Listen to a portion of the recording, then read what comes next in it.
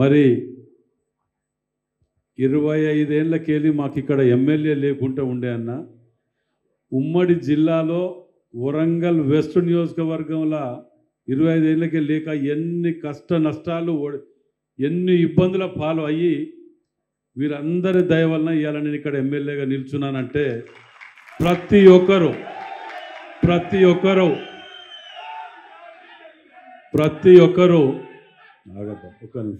ప్రతి ఒక్కరు కూడా పార్టీలకు అతీతంగా కూడా చాలామంది నన్ను ఆశీర్వదించడం వల్లనే ఇవాళ శాసనసభ్యునిగా ఎన్నికైనాను. మరి ఏదైతే నమ్మకంతో మీరందరూ కలిసి నన్ను ఆశీర్వదించారో ఆ నమ్మకాన్ని తప్పకుండా నిలబెట్టుకుంటా అని మరోసారి చెప్తున్నాను. 2 రోజులు వెనుక ముందు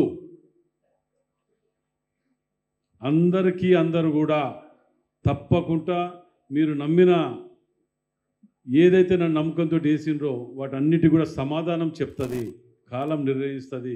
త్వరలోనే మనము 4 నెలలు అయింది ఎమ్మెల్యేగా వచ్చి, అధికారం వచ్చి 10 ఏళ్లలో వాళ్ళు చేయలేని మనం ఇలా చేసి చూపించినామంటే మన ముఖ్యమంత్రి రేవంత్ రెడ్డి గారు మన మీద నమ్మకంతో ఏది అడిగినా రాజేందర్ మళ్ళేం ఫైల్ పట్టుకొని వచ్చినాం, మళ్ళేం పట్టుకొని వచ్చినాం, నిన్ననే ఇచ్చిన కదా ఒకటి అనే కాడికి మనం తీసుకొచ్చి ఓ రోజు ముఖ్యమంత్రి గారి దగ్గరికి పోతే నేను అంత దూరంలో ఉంటే రాజేందర్ని పిలిచి రాజేందర్ నీకు నేషనల్ హైవేలో 30 కోట్లు ఇస్తా, ఏదైనా ఉంటే చూసుకోండి అని అన్నారు.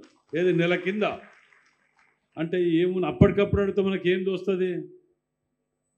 చక్కగా మన బట్టి సీనుని వీళ్ళని ఎస్సీ గారిని అడిగి తెలుసుకుంటే ఆర్ఈసీ సందు లోపట రైల్వే ట్రాక్ ఉన్నది, ట్రాక్ నుంచి సిఎస్ఆర్ గార్డెన్స్కు ఉన్నదని చెప్పి మేము ఆ ప్రపోజల్ పెట్టినాం.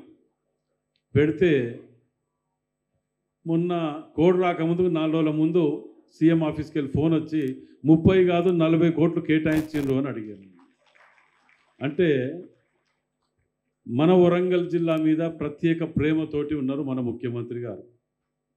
అదేవిధంగా R&Bలో కూడా 101 కోట్ల రూపాయల ప్రపోజల్ పెడితే కోమిటిరెడ్డి వెంకటరెడ్డి గారు ఇచ్చిన ఏమో వస్తుంది లేకపోతే లేదు, 10 లెటర్లు ఇచ్చిన కాడ 4 రాకపోతాయా అని అసెంబ్లీ నడిచినప్పుడు కానీ ఎప్పుడు కానీ ఏ ప్రపోజల్స్ ఉన్నాయో కాయిదాలు పట్టుకొని పోతుంటాం. పోయి ఇచ్చినప్పుడు 101 కోటికి 101 కోటి ఇన్స్పెక్షన్ అయ్యి అప్రూవల్ ఇచ్చింది ఇవాళ R&Bలో. వీళ్ళు 10 ఏళ్లలో కూడా చేయలేనిది మనం 4 నెలల్లో చేసుకోగలుగుతున్నాం. ఇవన్నీ కూడా ఎందుకు చెప్తున్నానంటే మొన్న నాకు ఏ విధంగా అయితే కష్టపడి మీరు అందరూ పనిచేశారో ఇవాళ కడియం కావ్య గారిని కనుక నాకు 15,000 మెజార్టీ ఇచ్చిండ్రు. నేను ఒకటే చెప్పిన ముఖ్యమంత్రి గారికి 50,000 మెజార్టీ చూపిస్తేనే ముఖం చూపిస్తాను అని చెప్పిన. మరి నేను ఆడ ఏదో మరి చెప్పొచ్చినా కానీ మరి మీరు అందరు కనుక అరే అట్లా ఏదో రాజేంద్రన్ కోసం తిరిగినాం కదా ఇప్పుడు మళ్ళీ కూడా తిరగాలని అనుకుని ఏ ఒక్క నిర్లక్ష్యం చేసినా రేపు పొద్దుగాల ఫైలు పట్టుకొని అభివృద్ధి గురించి పోతే ఏమైంది ఏం చెప్పినామనే నా ముఖం కూడా నాకు ఉండదు. ప్రతి ఒక్క గల్లీలో తిరిగి మనము పాదయాత్ర ఏ విధంగా అయితే చేస్తామో ఎలక్షన్ల ముందు ఆ విధంగా తిరుగుతూనే ఉన్నాం. ఇప్పటికి కూడా రోజు 1 డివిజన్ 2 డివిజన్లు వాటన్నిటిని కూడా కంప్లీట్ చేద్దాం. మనం కావ్య గారిని కనుక గెలిపించుకోగలిగితే నిజంగా చెప్తానయ్యాలా 20 ఏళ్ళు వెనుకబడిపోయిన వరంగల్ జిల్లాని ఇక్కడున్న శాసనసభ్యులు అందరం కూడా ముఖ్యమంత్రి గారి దగ్గరికి తీసుకుపోయి మా యొక్క ప్రపోజల్ని ఎవరికి వాళ్ళకి గత ప్రభుత్వం ఏముండే అసలు ముఖ్యమంత్రి గారిని కలవాలంటేనే 6 నెలలు పట్టేది. ఇక ప్రపోజల్ తీసుకుపోయేవాడు ఎక్కడిది ఉండే దేవుడు కానీ పోయినా కానీ సపోజ్ కర్మగాలి అపాయింట్మెంట్ దొరికినా గీడు ఒకటి ఇది ఉన్నది గాడు గది ఉన్నది మేము అని అది పైరవి ఫైల్ పట్టుకొని పోయేది. పొద్దుగాలైతే హైదరాబాద్ పోయేది పైరవి ఫైళ్ళతో పోయేది తప్ప అభివృద్ధి గురించి పోయిన దాఖలు ఎక్కడ లేవు వీళ్ళకు. అట్లా పోయేది ఉంటే ఇవాళ వరంగల్కి ఏదైనా ఒక్కటన్నా తెచ్చేటోళ్ళు ఏ తేలే. కాబట్టి ఎంపీ గారు గెలిచిన తర్వాత శ్రీహర్ గారికి కానీ ప్రకాశన్న గారికి నాగన్న కానీ శాసనసభ్యులకు జిల్లా అధ్యక్షులు అందరికీ కూడా ప్రత్యేకంగా విజ్ఞప్తి చేస్తున్నానక్క. ప్రతి నెలకోసారి జిల్లా మీద మనం రివ్యూ మీటింగ్ పెట్టుకొని కావలసిన ముఖ్యమంత్రి గారి దృష్టి కనుక పోతే ఆ 20 ఏళ్ళు వెనుకబడిపోయినది, మనకు ముందుకు పోగలుగుతామనే గట్టి నమ్మకం ఉన్నది. మరి వరంగల్ జిల్లా నిజంగా చెప్తున్నాను, ఇవాళ ఖమ్మమే కానీ కరీంనగరే కానీ చూడబోతే మన గత ప్రభుత్వంలో ఇన్స్పెక్షన్కు కమిషనర్ గారు మేయర్ గారు పక్క జిల్లా చూస్తానికి పోయారు, ఖమ్మంని దౌర్భాగ్యంగా అది. కాబట్టి ఆ దుస్థితి రాకుండా పూర్తి స్థాయిలో చేసే పూచి నాది నేను తీసుకుంటా. ఇక్కడ వీళ్ళందరి అన్నలెంబడి పడి బతిలాడుకోవడం కానీ చేసుకోవడం కానీ ఇక్కడ ఉన్న బూత్ కమిటీ సభ్యులు, ముఖ్య నాయకులు, వేదికలు ఇచ్చిన పెద్దలందరికీ కూడా దయచేసి ఈ ఎలక్షన్లో ఈ క్షణం నుంచి ప్రతి ఒక్కరూ, ఎందుకంటే చాలా పెద్ద ప్రమాదం ఉన్నది ముందు చెప్తున్నా. ఇవాళ ఇంత చాలామంది పెద్దలు కూడా చెప్పినారు, బీజేపీ వాళ్ళు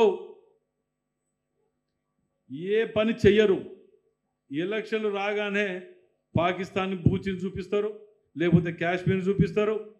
ఇక ఈ మధ్య కాలంలో ఇప్పుడు రాముని చూపిస్తున్నారు. రాముడు ఎవరి దగ్గర లేడు, ఎవరిని పూజిస్తలేరు. మా ఇంటి నిండా ఫోటోలు దేవుని ఉన్నాయి, నా మెడల్నే గొలుసుకే ఉన్నది రాముడు. కానీ వీళ్ళకే ఏదో బాండు రాసిచ్చినట్టు రాముడు. మీరు చేసిన ఏంటి చెప్పండి, మేము చేసినవి 100 చెప్తాం.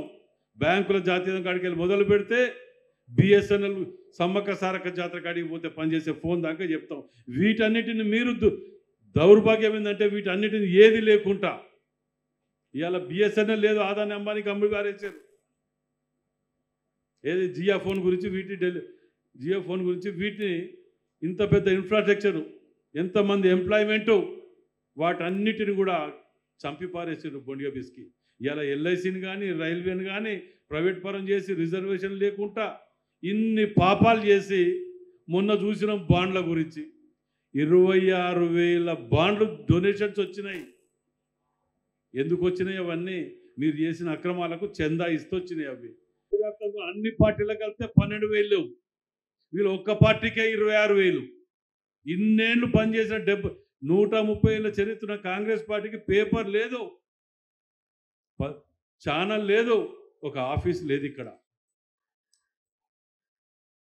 మీకు 10 ఏళ్ళు కాలే వచ్చి ఆఫీసులు, బిల్డింగులు, ఛానళ్ళు ఇక్కడనే తెలిసిపోతున్నది. మనం గమనించాలంటే, చెప్పుకోవాలనుకుంటే హెలికాప్టర్లు సొంతంగా. కాబట్టి మనం వీళ్ళు కుల మతాలను రెచ్చగొట్టడం, ప్రాంతీయ తత్వాలను రెచ్చగొట్టడం, వీటి ద్వారా లబ్ధి పొందడం. ఎందుకంటే వీళ్ళు చేసిన ఏం లేవు చెప్పుకోవటానికి. కాబట్టి ఏది ఎక్కడ ఉన్నా మన వెస్ట్ నియోజకవర్గంలో మనం కనుక 50,000 మెజార్టీ తీసుకురాకపోతే 15,000, 30,000 ఎట్లాగ వస్తుంది? మీరు అందరు కష్టపడితే తెలుసు. కానీ ఏక్ డక్కానే దో డక్కా మారో బరాబర్ మనం బయటపడతాం. బయటపడ్డాక కవితమ్మ గారిని కావ్యమ్మ గారిని కవిత సీసాల కవితక్కనే గుర్తొస్తాను. కావ్యక్క గారు నిజంగా కూడా చదువుకున్న అమ్మాయి, సబ్జెక్ట్ ఉన్నది. మొదటి రోజు మాట్లాడిన రోజే నేను చూసిన, నేను నమాజ్కి తీసుకువెళ్ళినాను మన రంజాన్ రోజు. చాలా సబ్జెక్ట్ ఉన్నది. ఈద్గాకి పోయినాం, చాలా మంచిగా అక్కడ మాట్లాడుతుంటే ఒక ఎంతైనా పంతులు బిడ్డ పంతులే ఉంటారు. నలుగురు చెప్పే తిరిగినే ఉంటారు తప్ప చెప్పించుకునే విధంగా ఉండరు. ఇవాళ శ్రీహరి గారిని కూడా నిజంగా నేను రైట్ పర్సన్ రాంగ్ పార్టీలో ఉన్నాడని చెప్పి మేము అనుకునేది. ఎందుకు అనుకునేది అంటే, గతంలో వారికి ఆలోచన, ఒక ముందు చూపు, ఏమి చెయ్యాలో మనం ఎన్నుకున్న ప్రజలకు కానీ జిల్లాకు కానీ ఆలోచన ఉండేది. కానీ వారు నాడు ఏడ సాగనిచ్చేది ఏస్తే అవి ముందు కూర్తానని ఒక అడుగు ముందు అయితే 4 అడుగులు వెనక కూర్చేది. ఏదేదేమైనా నిజంగా కూడా మన పార్టీలకు రావటం, ఎవరేమనుకున్నారో నాకు తెలియదు, కానీ జిల్లా మాత్రం అభివృద్ధి చెందుతుంది అనే ఒక నమ్మకం నాకున్నది. వాళ్ళ తీరుగా వీళ్ళ తీరుగా పొద్దుగా లేస్తే టేపులు పట్టుకొని కబ్జాలు పెట్టుకుంటూ తిరిగే కుటుంబం కాదు. ఇవాళ అట్లా తిరిగే కుటుంబం అయితే ఇవాళ వారు కూడా 1000 కోట్లకు ఉండేటోళ్ళు. ఇవాళ ఆ కష్టపడ జీతము, బిడ్డ సంపాదించడం, అల్లు సంపాదించడం, ఎవరు తిరిగి ఒక ఇల్లు ఒక్కటి కట్టుకునే తప్ప వారికి రెండోది లేదు. నిజంగా కూడా ఒక ఆలోచన విధానం రాజకీయాలలో నిల్చోగానే సరిపోదు, ఎమ్మెల్యే గెలవంగానే సరిపోదు. దానికి తగిన న్యాయం చేసే విధంగా ఆలోచన విధానం ఉండాలి.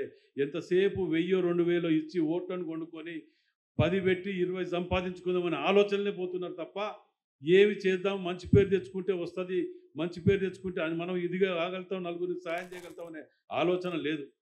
పొద్దుగాల గవర్నమెంట్ వచ్చింది అంటే సాయంత్రం ఎమ్మెల్యే అయినామంటే మాపటిదాకా ఏం తీసుకోవాలి, ఏం సంపాదించి, ఇదే ఆలోచన, ఇదే దుకాణం. కాబట్టి మరి కడియం కావ్య గారిని 100% గెలిపిస్తామని చెప్పి అందరూ కూడా దీని మీద ప్రమాణం చేయవలసిన అవసరం అవుతున్నది. అలా అందరు గెలిపిస్తారు కదా, అందరం కలిసి. మహిళలు సపోర్ట్ చేస్తలేరు ఎవరైతే, వీళ్ళందరూ కూడా బూత్ కమిటీ సభ్యులు అండి. ఇక్కడ ఉన్న ఎక్కువ శాతం కూడా బూత్ కమిటీ సభ్యులు, మీద ఉన్న వాళ్ళు కార్పొరేటర్లు, మాజీ కార్పొరేటర్లు, మాజీ వీళ్ళందరూ కూడా. ఇప్పటి వరకు చాలామంది ఉండే అన్న లేట్ అవటం వల్ల అందరూ కూడా బయటికి వెళ్ళిన అందరూ కూడా. సో ఏదేదేమైనా ఈ క్షణం నుంచి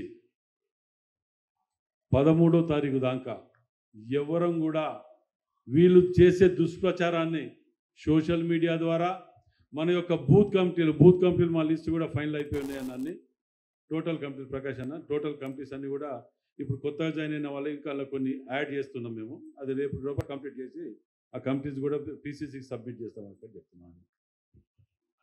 కడియం కావ్య గారికి జై కాంగ్రెస్ పార్టీ.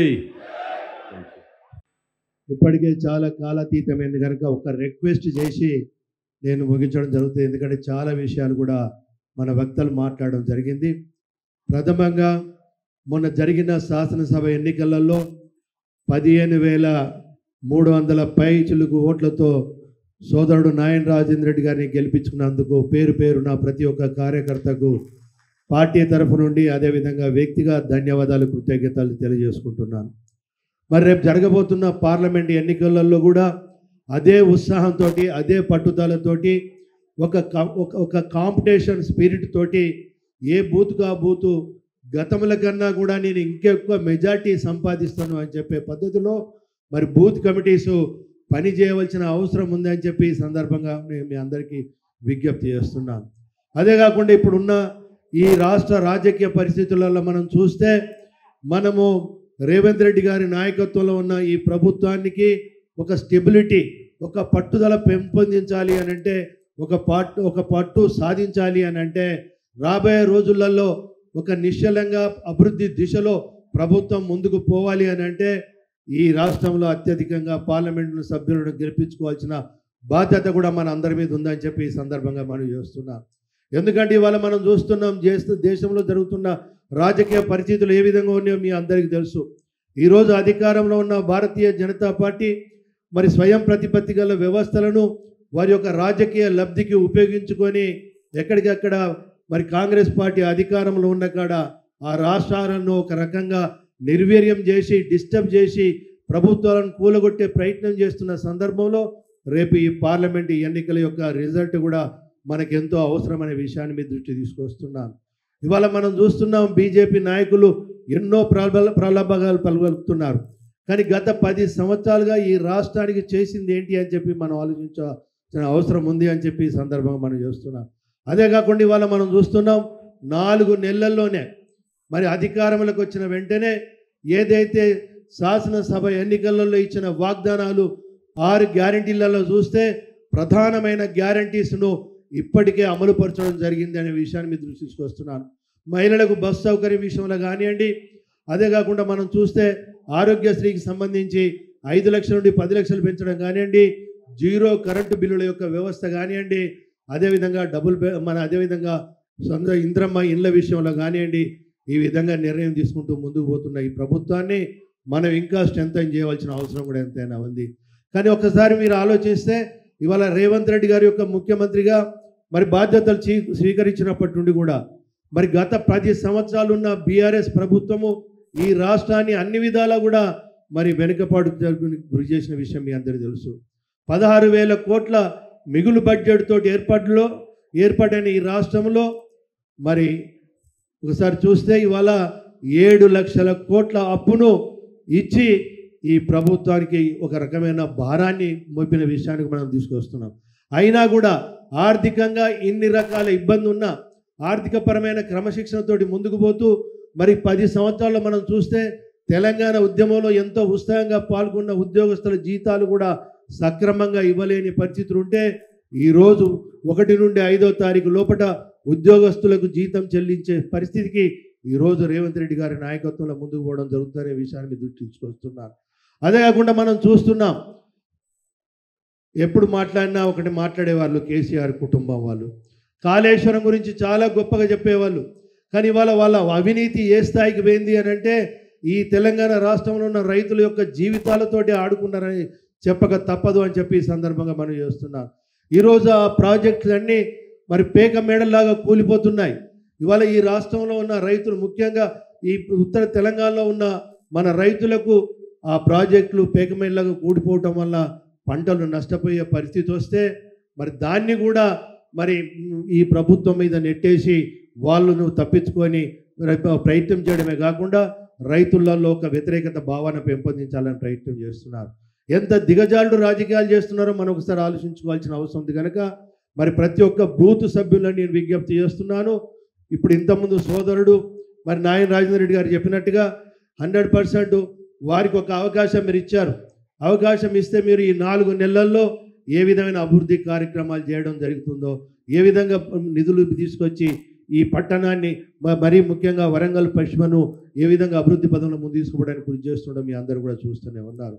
ఇక్కడ మీరు అత్యధిక మెజార్టీ ఇస్తే, మొన్న ఒక మన ముఖ్యమంత్రి గారు మాట్లాడుతూ శాసనసభ్యులము మీ అందరూ ఉన్నప్పుడు మాట్లాడుతూ ఒక మాట అన్నాడు, మీరు వచ్చిన మెజార్టీ కన్నా మించి మీరు తీసుకొచ్చుకోండి, మీకు నేను అండగా ఉంటాను. మీరు మెజార్టీ తగ్గితే మాత్రము మీరు అక్కడే నేను ఇక్కడే అనే పద్ధతిలో చెప్పిన విషయాన్ని కూడా మీరు దృష్టి తీసుకొస్తున్నారు. అందులోంచి ఇవాళ ఏదైతే తను కోరుకున్నట్టుగా బూత్ స్థాయిలో ఉన్న ప్రతి ఒక్క కార్యకర్త మీరు కష్టపడితే ప్రతి ఒక్క ఓటర్ దగ్గర పోయి కలిసి ప్రతి ఒక్క ఓటు మనకు అనుకూలమైన ఓటును మనం ఎంచుకోగలిగితే తప్పకుండా 50,000 మెజార్టీ ఈ వరంగల్ పశ్చిమ వస్తుందనే సంపూర్ణమైన నమ్మకం కూడా నాకు ఉంది అని చెప్పి తెలియజేసుకుంటూ, అదేవిధంగా సోదరు కోరుకున్నట్టుగా మేమందరం కూడా ఈ పశ్చిమల్లే ఉన్నాం, అందరు ఎమ్మెల్యేస్ కూడా ఇక్కడే ఉన్నాం. అందునుంచి మాకు బాధ్యత ఉన్నది. తప్పకుండా సోదరుడికి మేము అండగా ఉంటాము. ఏ సమస్య ఉన్నా కూడా ఆ సమస్యకు పరిష్కరించడానికి మా వంతుగా కూడా మేము వారికి అండగా ఉంటామని చెప్పి తెలియజేసుకుంటూ, మంచి మెజార్టీతోటి మరి కడియం కావ్య గారు మంచి విద్యావేత్త, నేను కూడా ఇంత విచిత్రమైన కొన్ని సంవత్సరాల నుండి మేము రాజకీయాల్లో ఉన్న ఎన్నో స్పీచ్లు ఇస్తున్నాం, కానీ పట్టుమని 10 రోజులు కాలేదు. కానీ ఎంత అవగాహనతోటి ముందుకు పోతుందో ఒకసారి మనం అర్థం చేసుకోవాల్సిన అవసరం ఉంది. ఎంత దుర్మార్గమైన ఆలోచన అంటే ఆలూరు రమేష్ గారిది, వారి గురించి తప్పుడు మాటలు మాట్లాడుతూ ఒక అమ్మాయి మరి చదువుకున్న వ్యక్తి, ఈ ప్రాంతంలో పుట్టిన బిడ్డ, ఈ ప్రాంతంలో చదువుకున్నది, ఈ ప్రాంతంలో ఉద్యోగం చేస్తుంది అనే వ్యక్తిని కూడా ఎక్కడో గుంటూరులో ఉంటున్నది, గుంటూరు అమ్మాయి అనే పద్ధతిలో మాట్లాడడం జరుగుతుంది. అదేవిధంగా కులాంతర వ్యవహారం అనేది తప్ప అని చెప్పి నేను అడుగుతున్నాను. ఒక పెద్ద మనసుతోటి ఒక మనసులు ఇచ్చుకొని ప్రేమ వివాహం చేసుకున్న వాళ్ళను మనము సంపూర్ణంగా వాళ్ళకు ఆశీర్వదించేది పోయి దాన్ని రాజకీయం చేసి రాజకీయ లబ్ధి పొందాలని ప్రయత్నించడం అనేది ఎంత దిగజారుడు రాజకీయం ఒకసారి మీరు ఆలోచించుకోవాల్సిన అవసరం ఉంది. అదే కాకుండా మన అందరికీ తెలుసు, వర్ధన్నపేటలో 10 సంవత్సరాలలో అభివృద్ధి కన్నా ఎక్కువ ఆయన సొంత ఆస్తులు పెంచుకోవడానికి ఉపయోగపడ్డ మాట అవసరం అవునా కాదా అని చెప్పి నేను అడుగుతున్నా. ఈరోజు ఆయన అక్కడ 40,000 పైన ఓట్ల మెజార్టీ తోటి ఓడిపోవడానికి కారణము అతని యొక్క అవినీతి, అతని యొక్క భూ కబ్జాలు, అదేవిధంగా ప్రతిపక్ష పార్టీలను అణగదొక్కే తత్వము. అలాంటి వ్యక్తిని మరి ఈరోజు బీజేపీకి తీసుకొని వచ్చి మన మీద రుద్దడానికి ప్రయత్నం చేస్తుంది. ఇంతకుముందు అమ్మాయి చెప్పినట్టుగా వర్ధన్నపేటలో ఏదైతే భూ కబ్జాలు చేసిన పద్ధతి ఉందో, ఏదైతే మా అక్రమ సంపాదనకు ప్రాధాన్యత ఇవ్వడం జరిగిందో, రేపు కర్మగాలికి ఇట్లా వరంగల్ పార్లమెంటుకు గెలిచే పరిస్థితి వస్తే మొత్తం మిగిలిన 6 నియోజకవర్గాలలో కూడా ఆయన ఎక్కడ భూమి ఉంటే అక్కడ భూమి కబ్జా చేయడానికి తప్పితే ప్రజలకు అందుబాటులో ఉండి ప్రజలకు సేవ చేయాలనే భావన గల వ్యక్తి కాదు. కనుక మరొక సోషల్ వర్కర్గా బడుగు బలహీన వర్గాలకు, మరి వెనుకబడ్డ వర్గాలకు, అదేవిధంగా దారిద్ర్య రేఖ దిగున్న వాళ్ళకి ఏదైనా సహకారం అవసరం ఉన్నా కూడా వారికి అండగా ఉండి ఎన్నో సోషల్ వర్క్స్లో పాల్గొన్న మరి కడియం కావ్య గారిని మంచి మెజార్టీతోటి ప్రతి ఒక్కరు కూడా గెలిపించాలి అని చెప్పి మరి సవినీయంగా మనవి చేస్తూ, మరి మన పార్లమెంట్ అభ్యర్థి అయిన కడియం కావ్య గారి యొక్క నాయకత్వం అందరూ కూడా మంచి మెజార్టీతోటి గెలిపిస్తారు కదా, అందరూ కూడా మంచి మెజార్టీతోటి గెలిపించాలని చెప్పి జై కాంగ్రెస్, జై భారత్. గౌరవ ముఖ్యమంత్రి గారిని కలిసే పనిలో నేను ప్రకాష్ రెడ్డి గారు వెళ్ళి ఆలస్యంగా వచ్చాం. హైదరాబాద్ నుంచి నేరుగా సమావేశానికి రావడం జరిగింది అని చెప్పి ఈ సందర్భంగా సవినయంగా తెలియజేసుకుంటున్నాను. మే 13వ తారీఖున జరిగే ఎన్నికలు భారతదేశ భవిష్యత్తును నిర్ణయించబోతున్నాయి. భారతదేశంలో మూడవసారి నరేంద్ర మోడీ ప్రధానమంత్రి కావాలి అని చెప్పి కలలు కంటున్నాడు. అబ్ కీ బార్ 400 సీట్ అనే విధంగా ప్రచారం చేసుకుంటూ వెళ్తున్నాడు. కానీ నేను అడుగుతున్న భారతీయ జనతా పార్టీని, ప్రధానమంత్రి గారు ఏమి ఒరగబెట్టారని, ఏమి వెలగబెట్టారని మూడోసారి నరేంద్ర మోడీ గారిని ప్రధానమంత్రి చేయాలో చెప్పవలసిన అవసరం ఉన్నది. దేశవ్యాప్తంగా కులాల మధ్యన చిచ్చు పెట్టి, మతాల మధ్యన విద్వేషాలు రెచ్చగొట్టి, సామాజిక వ్యవస్థనంతా అతలాకుతలం చేసి దళితులపైన దాడులు చేస్తున్నందుకు, దళిత ఆడబిడ్డలను మానభంగాలు చేస్తున్నందుకు, హత్యలు చేస్తున్నందుకు బీజేపీకి ఓటేయాలని నేను అడుగుతున్నాను. అదేవిధంగా ముస్లిం మైనారిటీస్ పైన టెర్రరిస్టులని ముద్ర వేస్తూ, దాడులు చేస్తూ, అనేక రకాలుగా హింసలకు గురి చేస్తూ, కేసులను ఇరికిస్తూ, వాళ్ళు భారతదేశ పౌరులే కాదన్నట్టుగా భారతీయ జనతా పార్టీ వ్యవహరిస్తున్నందుకు ఓటేయాలని నేను అడుగుతున్నాను. మణిపూర్ రాష్ట్రంలో వందలాది చర్చలను నేలమట్టం చేసి, వేలాది మందిని రోడ్ల మీద తీసుకొచ్చి, లక్షలాది మందిని నిరస్త్రాయులను చేసి, ఆడబిడ్డలను నడి రోడ్డు పైన నగ్నంగా ఊరేగించినందుకు నరేంద్ర మోడీ గారికి, బీజేపీకి ఓటేయాలని నేను అడుగుతున్నా. దేనికి నరేంద్ర మోడీ గారికి మళ్ళీ ఓటేయాలి? దేనికి భారతీయ జనతా పార్టీకి మళ్ళీ ఓటేయాలి? పోనీ తెలంగాణ ఏర్పడి 10 సంవత్సరాలు కావస్తున్న ఈ సందర్భంగా తెలంగాణకి ఏమైనా ఒక ప్రాజెక్ట్ ఇచ్చారా? తెలంగాణకి ఏమైనా ఒక ఇన్స్టిట్యూషన్ ఇచ్చారా? తెలంగాణలో ఏమైనా ఒక రైల్వే కోచ్ ఫ్యాక్టరీ ఇచ్చారా? తెలంగాణలో ఏమైనా ఒక స్టీల్ ఫ్యాక్టరీ పెట్టారా? ఏమి చేశారని తెలంగాణ ప్రజలకు బీజేపీకి ఓటేయాలని చెప్పి ఈ సందర్భంగా అడుగుతున్నా. దయచేసి మీ అందరితో నాదొక విజ్ఞప్తి. భారతదేశంలో అన్ని మతాలు, అన్ని సంస్కృతులు, అన్ని ప్రాంతాల వారము సహజీవనం చేస్తున్నాం. అలాంటి పరిస్థితులలో మత విద్వేషాలను రెచ్చగొట్టి రాజకీయ పబ్బం గడుపుకునే ప్రయత్నం భారతీయ జనతా పార్టీ చేస్తున్నది. ఇది చాలా చాలా చాలా భయంకరమైన విషయము అని చెప్పి ఈ సందర్భంగా గుర్తు చేస్తున్నాను. మళ్ళీ నరేంద్ర మోడీ గారు వస్తే దళితుల పరిస్థితి ఏ రకంగా ఉంటుందో, ముస్లింల పరిస్థితి ఏ రకంగా ఉంటుందో, క్రిస్టియన్ల పరిస్థితి ఏ రకంగా ఉంటుందో, పేద వర్గాల పరిస్థితి ఏ రకంగా ఉంటుందో ఊహించుకుంటేనే భయమేస్తుంది అని చెప్పి ఈ సందర్భంగా తెలియజేసుకుంటున్నారు. వాళ్ళు అధికారంలోకి రాకముందే, మేము అధికారంలోకి వస్తే రాజ్యాంగాన్ని మార్చుతాం, రాజ్యాంగంలో లౌకికవాదం అనే పదం లేకుండా చేస్తాం, రిజర్వేషన్లు ఎత్తివేస్తామని మాట్లాడుతున్నారు. అంటే రేపు రిజర్వేషన్లు ఎత్తివేస్తే దళితుల పరిస్థితి ఏందో ఒకసారి ఆలోచించుకోవాల్సిన అవసరం ఉన్నది. మహిళల గురించి మాట్లాడే నైతిక హక్కు బీజేపీకి లేదు. మహిళల కొరకు ప్రత్యేకంగా చేసిన ఒక కార్యక్రమం కూడా లేదు. అనేక సందర్భాలలో మహిళలపైన దాడులు జరుగుతున్నా, మహిళలపైన మానభంగాలు చేసి హత్యలు చేస్తున్నా ఏనాడు ప్రధానమంత్రి స్పందించలేదు. అలాంటి ప్రధానమంత్రి మళ్ళీ నరేంద్ర మోడీ గారు మళ్ళీ ప్రధానమంత్రి కావాలని ఒక రకమైన జాతీయ స్థాయిలో ఉన్న పత్రికలను, జాతీయ స్థాయిలో ఉన్న మీడియాను, జాతీయ స్థాయిలో సోషల్ మీడియాను, యూట్యూబర్స్ అందరినీ కూడా చాలామందిని గుప్పిట్లో పెట్టుకొని అంతా తానే అన్నట్టుగా ప్రచారం చేసుకుంటున్న విధానాన్ని కూడా మనం గమనిస్తున్నాం.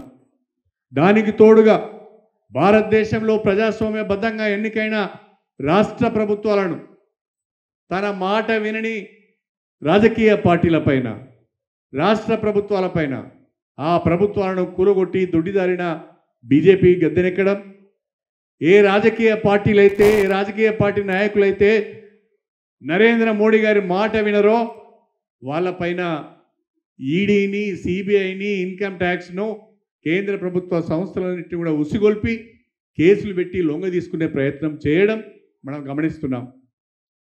దేశంలో ఉన్న ప్రజాస్వామ్య వ్యవస్థలు, రాజ్యాంగ వ్యవస్థలన్నీ కూడా నరేంద్ర మోడీ గారి చేతిలో బందీలైపోయినాయి. ఆయన చెప్పు చేతులలో ఉన్నాయి. వాటిని గుప్పిట్లో పెట్టుకొని ప్రతిపక్ష పార్టీలను నిర్వీర్యం చేసే ప్రయత్నం నరేంద్ర మోడీ గారు చేస్తున్నారు. అలాంటి భారతీయ జనతా పార్టీకి రాజ్యాంగ విలువలను పాటించని, రాజ్యాంగాన్ని గౌరవించని, అంబేద్కర్ను గౌరవించని భారతీయ జనతా పార్టీని ఈ ఎన్నికలలో ఓడించవలసిన అవసరం ఉన్నది అని చెప్పి నేను మీ అందరికీ సవినయంగా తెలియజేసుకుంటున్నాను. అంతేకాకుండా మన రాష్ట్రంలో సోనియా గాంధీ గారి నాయకత్వంలో, మల్లికార్జున ఖర్గే గారి నాయకత్వంలో, రాహుల్ గాంధీ గారి నాయకత్వంలో, మన ప్రియతమ ముఖ్యమంత్రి రేవంత్ రెడ్డి గారి నాయకత్వంలో కాంగ్రెస్ పార్టీ బ్రహ్మాండంగా పరిపాలన చేస్తున్నది. దశల వారీగా ఒక్కొక్క హామీని ఆర్థిక వెసులుబాటును బట్టి, ఆర్థిక వనరులను బట్టి ఒక్కొక్క హామీని నెరవేర్చే ప్రయత్నం చేస్తున్నది. ఆ హామీలన్నీ కూడా తప్పకుండా అమలవుతాయని చెప్పి అనేక సందర్భాలలో ముఖ్యమంత్రి గారు చెప్పడం జరిగింది. ఎవరికి ఏ రకమైన అనుమానం ఉండవలసిన అవసరం లేదు. 6 గ్యారంటీలతో పాటుగా మన ఏఐసిసి ప్రకటించిన మేనిఫెస్టోలో 5 న్యాయ సూత్రాల ఆధారంగా వాళ్ళు బ్రహ్మాండమైన మేనిఫెస్టోని ఇచ్చారు. అందులో ప్రధానమైనది కులగణన చేస్తాం, కులగణన ఆధారంగా పథకాలను ప్రవేశపెడతాము, అభివృద్ధి కార్యక్రమాలను చేపడతామని చాలా స్పష్టంగా చెప్పడం జరిగింది. మహిళలందరికీ సంవత్సరానికి ₹1,00,000 ఆర్థిక సహాయం చేస్తామని చెప్పి చాలా స్పష్టంగా మనం మేనిఫెస్టోలో పొందుపరచడం జరిగింది. పేద వర్గాలకు న్యాయం జరగాలి అంటే, దళితులు, మైనారిటీ, క్రిస్టియన్లు, ముస్లిమ్స్, మహిళలందరూ కూడా భద్రంగా ఈ భారతదేశంలో జీవించాలి అంటే కాంగ్రెస్ పార్టీ ఒకటే శరణ్యం అని చెప్పి నేను ఈ సందర్భంగా తెలియజేస్తున్నాను.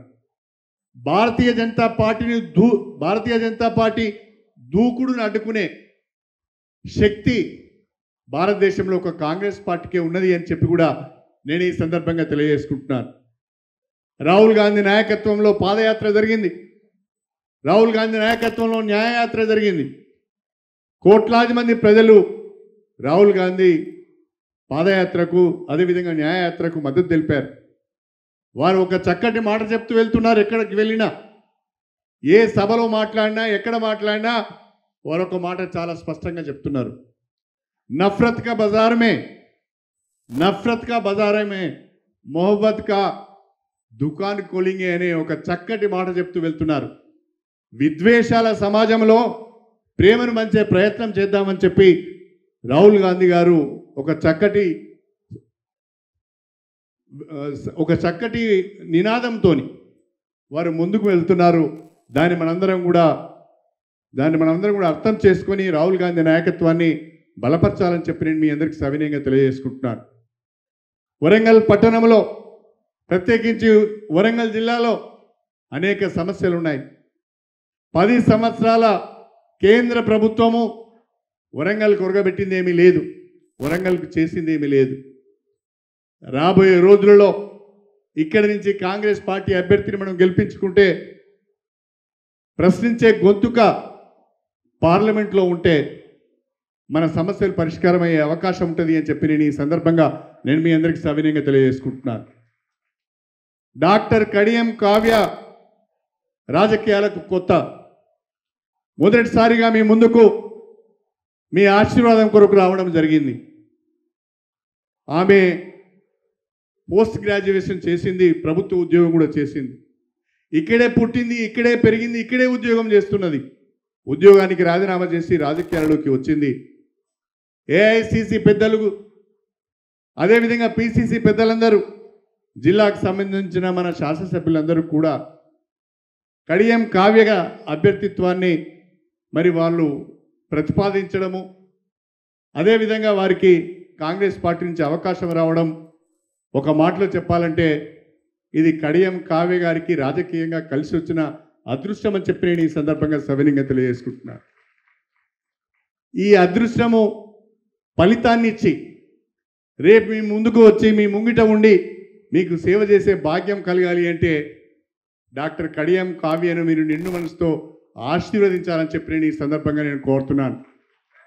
సభకు వచ్చిన వాళ్ళంతా కనీసం గట్టిగా చప్పట్లతో కొడితే ఆశీర్వదించినట్టుగా భావించవలసి వస్తుంది. ఎందుకో నాయని రాజేందర్ రెడ్డి గారు మంచి ఏసీ హాల్లో పెట్టిండు మీటింగ్, చల్లగా ఉన్నది, నిద్రపోతున్నట్టు అనిపిస్తున్నది నాకు. అందరూ ఉలుకు లేదు, పలుకు లేదు, వేడి లేదు. ఆ వేడి మీలో కనిపిస్తలేదు. ఒక్కసారి గట్టిగా జై కాంగ్రెస్. సగం చేతులు లేస్తానే, మిగతా చేతులు అన్నం తిని కింద పడిపోయినాయా? గట్టిగా జై కాంగ్రెస్, జై కాంగ్రెస్. ఇక్కడ ఉన్న వాళ్ళు గట్టిగా ఉన్నారు చాలా. డాక్టర్ కడియం కావ్య గారిని మీరు నిండు మనసుతో ఆశీర్వదించాలని, పనికి రాని వాళ్ళు, పసలేని వాళ్ళు, సబ్జెక్టు లేని వాళ్ళు, ఏం చేస్తామో ఈ ప్రజలకు చెప్పలేని వాళ్ళు చాలా చిల్లర మాటలు మాట్లాడుతున్నారు. నేను ఆ చిల్లర మాటలకు సమాధానం చెప్పవలసిన అవసరం లేదు. మీ అందరినీ చూస్తూ ఉంటే నాకు పూర్తి విశ్వాసం కలుగుతున్నది. రేపటి ఎన్నికలలో కాంగ్రెస్ పార్టీ అభ్యర్థి గెలవబోతున్నది, డాక్టర్ కడియం కావ్య గెలవబోతున్నది. మీరందరూ కూడా నా బిడ్డను మీ ముందుకు తీసుకొచ్చాను, మీరు నిండు మనసుతో ఆశీర్వదించి ఆ బిడ్డను గెలిపించాలని చెప్పి మీ అందరూ కూడా కోరుకుంటూ మీ అందరి దగ్గర సెలవు తీసుకుంటున్నాను. జై కాంగ్రెస్. లోక్సభ కడియం ఫౌండేషన్ స్థాపించి గత 8 ఏళ్లుగా నేను ఒక డాక్టర్గా, ఒక మహిళగా పేద మహిళలకి, గర్భిణీ స్త్రీలకి మరియు పేద బాల బాలికలకి కావాల్సిన మెన్స్ట్రల్ హైజీన్ మీద అవేర్నెస్ కానీ, లేదా వాళ్ళు రక్తహీనతతో బాధపడుతున్నప్పుడు వాళ్ళకి చేయాల్సిన టెస్టులు, తర్వాత వాళ్ళకి ఇవ్వాల్సిన న్యూట్రిషన్ కిట్స్ ఇవ్వడము, తర్వాత మెంటలీ ఛాలెంజ్ స్కూల్స్ కూడా మన వరంగల్లో చాలా ఉన్నాయి. వాళ్ళందరినీ ఒక్కటని కాదు, బాగా చదువుకుంటూ ఫీజులు కట్టుకోలేని పేద బాల బాలికలకు కూడా మంచిగా మెడిసిన్లో కానీ ఇంజనీరింగ్లో కానీ సీట్లు వస్తే వాళ్ళని కూడా చదివించడం, ఇట్లా కొన్ని సోషల్ యాక్టివిటీస్ గత 8 ఏళ్ల నుంచి నేను చేస్తూ వచ్చాను. సేవ చేయడం అనేది కొత్త కాదు నాకు, అందుకే వైద్య వృత్తిని ఎంచుకున్నాను, ఇప్పుడు రాజకీయాల్లోకి వస్తున్నాను. కానీ సేవ అనే పదార్థానికి, అనే మాటకి కాస్తంత విలువ తెలియనోళ్ళు, దాన్ని అసలు వాళ్ళకి వచ్చిన అవకాశాలని ఎలాగో వినియోగించుకోవాలి అని తెలియనోళ్ళు, వాళ్ళు రాజకీయాల్లోకి వచ్చి గత 10 ఏళ్ళు ఎమ్మెల్యేలుగా చేసి మొన్ననే 2 నెలల కింద ఓడిపోయిండ్లు. మళ్ళీ ఇప్పుడు లోక్సభ బీజేపీ అభ్యర్థిగా వచ్చి రావడం నా మీద వ్యక్తిగత విమర్శలు చేస్తున్నారు. నేను ఒకటే అడుగుతున్నా, మీకు మాట్లాడడానికి పార్టీ విధానాలు లేవా? లేదా 10 ఏళ్ల నుంచి బీజేపీ చేసిన పనులు రాష్ట్ర స్థాయిలో కానీ దేశ స్థాయిలో కానీ ఏం లేవా? మీరు వచ్చి రాగానే కొత్తగా వచ్చిన అమ్మాయి మీద ఇట్లాంటి మాటలు మాట్లాడుతున్నారంటే గత 10 ఏళ్ల మీ అనుభవం ఏమైనట్టు అని నేను ఆయనను ప్రశ్నిస్తున్నా. ఆరు రమేష్ గారిని, నేను ఆయన కిందనే పనిచేసిన, నేను ఇక్కడే పుట్టినా, ఇక్కడే చదువుకున్నా, ఇక్కడే ఆయన వర్ధనపేట నియోజకవర్గంలోనే మండల కేంద్రంలో నేను గవర్నమెంట్ ఉద్యోగిగా మొన్ననే రాజీనామా చేసిన. 6 ఏళ్ళు ఆయన ముందే ఉద్యోగం చేసిన. మరి అప్పుడు రాని కుల మత ప్రస్తావన ఇప్పుడెందుకు వస్తుంది అంటే ఆయనకి ఓటమి భయం పట్టుకుంది. లాస్ట్ బాల్ ఫస్ట్ వేసినట్టు ఎప్పుడో అనాల్సిన మాట ఇంకో రేపో ఎల్లుండో ఎలక్షన్ అన్నంగా మిగిలిపోయిన అన్ని మాట్లాడాల్సిన వ్యక్తిగత విమర్శలు ఇంత ముందు పెట్టిండంటే ఇంకా మాట్లాడడానికి ఏం లేదని దాని అర్థం. మీ అందరికీ తెలుసు, నిన్న మనం చూసినాం బీఆర్ఎస్ ఎవరినైతే ప్రకటించిందో పాపం ఆయన నేనేం అనదలుచుకోలే, కానీ ఆయన వరంగల్లో ఉన్న, హన్మకొండలో ఉన్న, పక్క గల్లీలో ఉన్న ఎవరికి కూడా తెలియదు. ఆయన ముక్కు మొహం తెలియని అభ్యర్థిని పెట్టడం అంటే లోపాయికారు ఒప్పందం ఏదో జరిగి ఉంటుందని నేను బలంగా విశ్వసిస్తున్నాను. అదేంటంటే బీఆర్ఎస్ బీజేపీ ఒకటే, ఎట్లాగో మన బీఆర్ఎస్ క్యాండిడేట్ గెలవాడు కాబట్టి కడియం శ్రీహరి, కడియం కావ్యని ఓడించాలన్న ఉద్దేశంతో వాళ్ళు అంత వీక్ క్యాండిడేట్ని పెట్టారు. బీజేపీ అతను వాళ్ళతో కాంటాక్ట్లో ఉండి వాళ్ళ సహకారం తీసుకుంటున్నాడు అన్నది ముమ్మాటికి నిజం. కాబట్టి మీరందరూ కూడా వరంగల్ వెస్ట్లో కానీ వరంగల్లో కానీ మీరందరూ కూడా బీజేపీకి ఏదైతే హంగు ఆర్భాటాలతోటి వాళ్ళు చెప్పుకుంటున్నారు మాకు 400 సీట్లు వస్తాయని, అందులో ఏమాత్రం నిజం లేదు. ఒక ఉగాది అయిపోయినా, దీపావళి అయిపోయినా తెల్లారినాక మన పనులు మనం చేసుకుంటాం, మన ఉద్యోగాలకు మనం పోతాం. అట్లాంటిదే రామ మందిర నిర్మాణం జరిగినాక దేవుడు మనోడైపోయాడు, తర్వాత అభివృద్ధి మనకు కావాలి. ఇప్పుడు అభివృద్ధి ఎవరు చేస్తారు అన్న దాని మీదనే ప్రజలు ఆలోచిస్తున్నారు. మీ అందరికీ తెలుసు, పైన కేంద్రంలో ఉన్న మోడీ, ఇక్కడున్న ఆరూర్ రమేష్ ఇద్దరు మనువాదాన్ని మెచ్చుకుంటూ దాన్ని ముందుకు సాగదీస్తున్నారు. ఎట్లా అంటే అక్కడ ఆయన అంటాడు, అసలు రాజ్యాంగాన్ని రద్దు చేస్తా, నేను రిజర్వేషన్స్ తీసేస్తా అంటున్నాడు. అట్లాంటప్పుడు దళిత స్త్రీల మీద కానీ, దళిత ముస్లిమ్స్ మైనారిటీస్ అందరి మీద కూడా ఆయన అక్కడ హత్యాకాండాలు చేస్తున్నాడు, దౌర్జన్యాలు చేస్తున్నాడు. ఇక్కడ ఈయన వచ్చి అసలు పెళ్లి చేసుకున్నంత మాత్రాన ఇక్కడ బిడ్డ అక్కడ అయిపోతుందా? అట్లంటే రాణి రుద్రమది ఎక్కడ ప్లేస్, సమ్మక్క సారక్కది ఎక్కడ? నేను గుంటూరు వాసిని కాదు, పక్కా వరంగల్ వాసిని, నేను పక్కా లోకల్. ఇక్కడే ఉంటా, నా ఇల్లు ఇక్కడే, నా సంసారం ఇక్కడే, నా ఉద్యోగం ఇక్కడే, నా జీవితమే నేను మా నాన్నతోటి కొట్లాడి మరి రాజకీయాలకు వచ్చిన, ఒక విధంగా చెప్పాలంటే. అట్లాంటిది నేను గుంటూరు వాసి, ఏనాడు కూడా పాపం మా అత్త మామ నాకు చాలా కోఆపరేట్ చేస్తారు, ఏనాడు కూడా అక్కడ లేని నేను ఇక్కడే ఉండి నా పనులు నేను చేసుకుంటున్నా. నా వరంగల్ వాళ్ళకి నేను ఏదో కొంత సేవ చేయాలన్న ఉద్దేశంతో వచ్చిన దాన్ని. రాజకీయ నేపథ్యంలో పెరిగిన కాబట్టి ఇంటికి వచ్చే వాళ్ళని చూస్తే వాళ్ళ సమస్యలు తీరినప్పుడు వాళ్ళ మనసులో ఉండే ప్రశాంతత, వాళ్ళ మొహంలో ఉండే చిరునవ్వు మనకి ఎంత ఆనందాన్ని కలిగిస్తుందన్న ఉద్దేశంతో రాజకీయాలకు నేను వచ్చిన. అంతేగాని పక్కనోడి భూములు లాక్కోవడం, రైతుల భూములు లాక్కోవడము, లేదా భూ కబ్జాలు చేయడం, రియల్ ఎస్టేట్లు చేయడం, ఇట్లాంటివి నాకు చేత కాదు.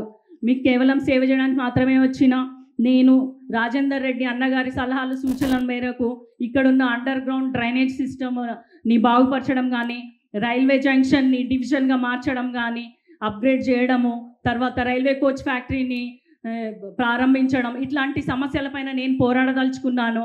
కాబట్టి మనువాదాన్ని ముందుకు తీసుకెళ్లే వాళ్ళు, అసలు దళితుల మీద దయలేని వాళ్ళు, ఎస్సీ ఎస్టీలు అంటే అసహించుకునే వాళ్ళు, ముస్లింల మైనారిటీలని ఊచకొత కోసేవాళ్ళు మనకొద్దు. రిజర్వేషన్స్, నేను మా నాన్నగారు దళిత కుటుంబంలో పుట్టి ఈ స్థానానికి వచ్చినాము అంటే అది కేవలం మాకు డాక్టర్ బిఆర్ అంబేద్కర్ ఇచ్చిన జీవితం అని నేను తెలియజేసుకుంటున్నాను. అట్లాంటి బంగారు భవిష్యత్తు ఇక ముందు తరాలకి రావాలి. భారతదేశం అంటే ఒక సెక్యులర్ దేశం, భారతదేశం అందరికీ భద్రంగా ఉంటుంది అని ఉండాలంటే మాత్రం ఖచ్చితంగా నరేంద్ర మోడీ గద్దె దిగాలి.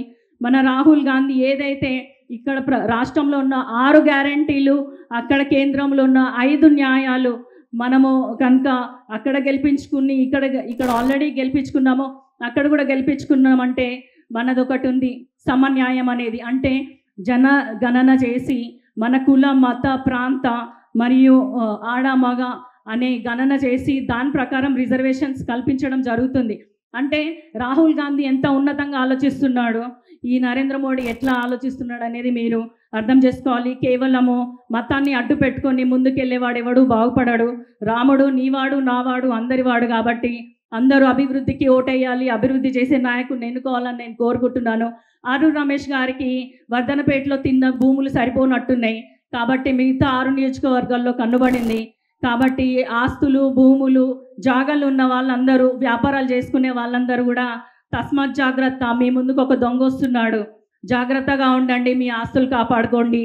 మరియు మే 13వ తారీఖు మీ ఇంటి ఆడబిడ్డకి టికెట్ వస్తే మీరు ఎట్లా సంతోషపడతారో, మీ ఇంట్లో అమ్మాయికి ఎంపీ అయితే మీకు ఎలాంటి పనులు చేసి పడుతుంది అనే నమ్మకంతో మీ అందరికీ కూడా తెలుసు. కడియం శ్రీహర్ గారు 35 ఏళ్ళ నుంచి ఒక్క పైసా కూడా తీసుకోకుండా పనులు చేసిన వ్యక్తి.